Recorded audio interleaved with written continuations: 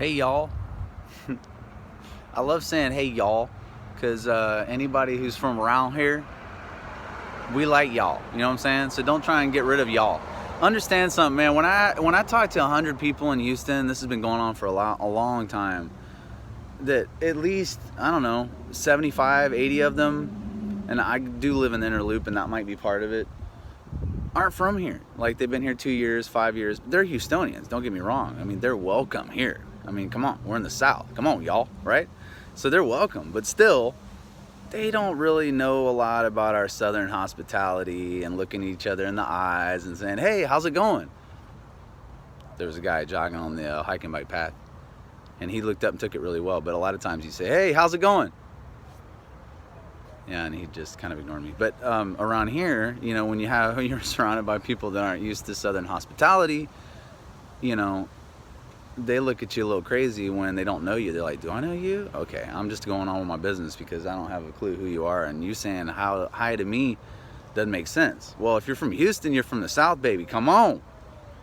Come on, y'all. All right, anyway. So I'm not here to talk about that right now. I'm here to talk about our narrative, okay?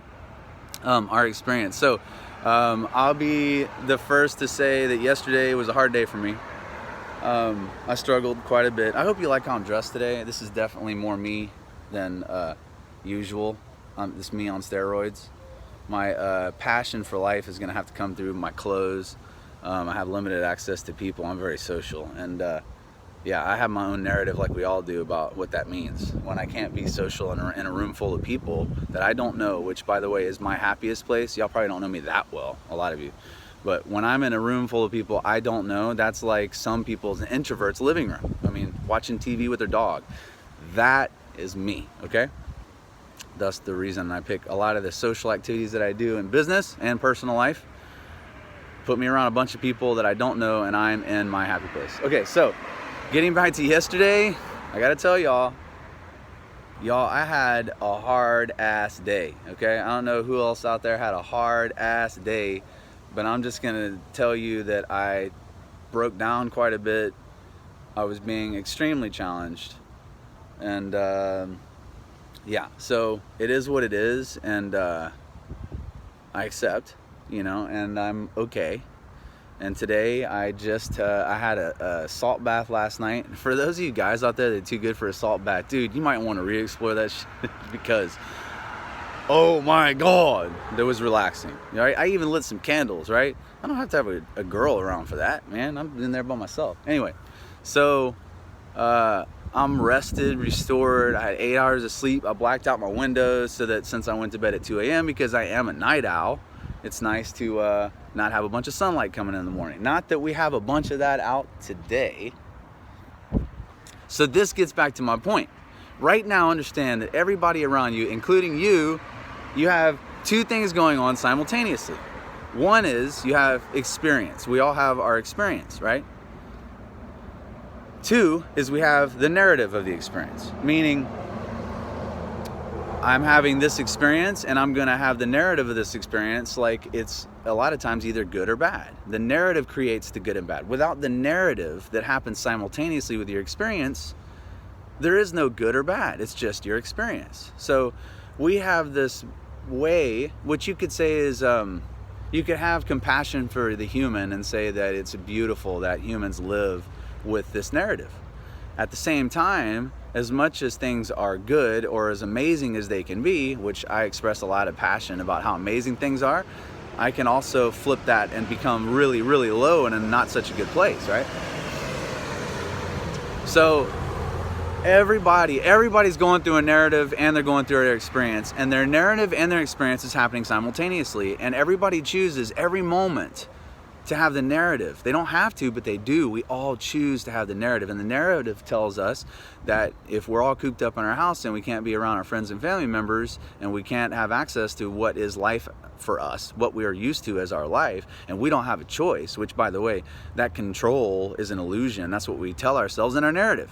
So if you give up the narrative, you don't have control over most of what's in your experience. You can only control things like what you decide to do, how you handle things, whether you have the narrative, whether they're good or bad, what your expectations are, that things don't live up to them. That's your narrative. You have control over those things. But all the things like being forced to stay home, being forced out of work, people not buying your products, not buying real estate, whatever, this is outside of your control. So if I have a narrative that means that people need to act a certain way, or controls that are not mine have to line up in a certain way, then it's going to get really bad in that narrative when I've lost those controls, okay? So right now, when everybody's cooped up at their home, understand that we're surrounded by 95% of people. This includes your friend and family member that's with you right now, and this is really bad. Okay? So before you take offense, add endless grace to them, because you're going through your own experience. And this is the time to be compassionate and allow a lot of space for people to have things that are going that they consider to be very bad right now. Okay? So if you had a date and they skipped, if you had a date for a phone call and they didn't call, if you were going to get together with somebody to go on a bike ride and they didn't show up, or you were going to have you and your family member were going to play a board game and they ended up staying in their room all night, or whatever it is that happened, understand that 95% of the population right now is going through a narrative that says that this experience is bad, when in fact this experience is just this experience. It does not have to be a narrative. It doesn't have to be good or bad. It can just be. Okay?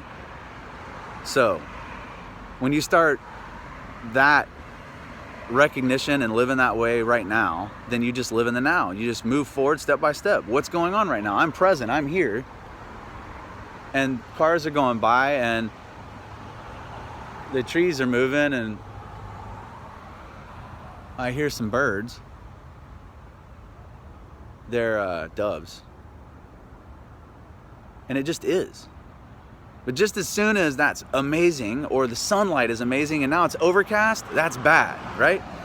Food for thought kind of saved me, okay? And to finish this up, you'll see in my story that I have put a mass meditation invitation for you this evening, wherever you are in the world, at 9:45 CST, my time, 9:45 p.m. tonight, but it's in simultaneous time around the world at different times. At one time, we're going to have a massive meditation. I encourage you to take part in it. I'm going to add another story or two today to give you more information about it, but it is this evening at 9:45 CST. And I will just say, if you don't meditate regularly, which I have my ways, but I don't say that I necessarily meditate, but let me say the point of it, which is more important than anything. It doesn't matter if you do it or not. Why meditate? Because meditation takes you out of the narrative. That's the whole point. It's to bring you present into this moment. Would that be amazing, to be free of your narrative? I hope you'll join tonight. Take care. Wish you a happy day.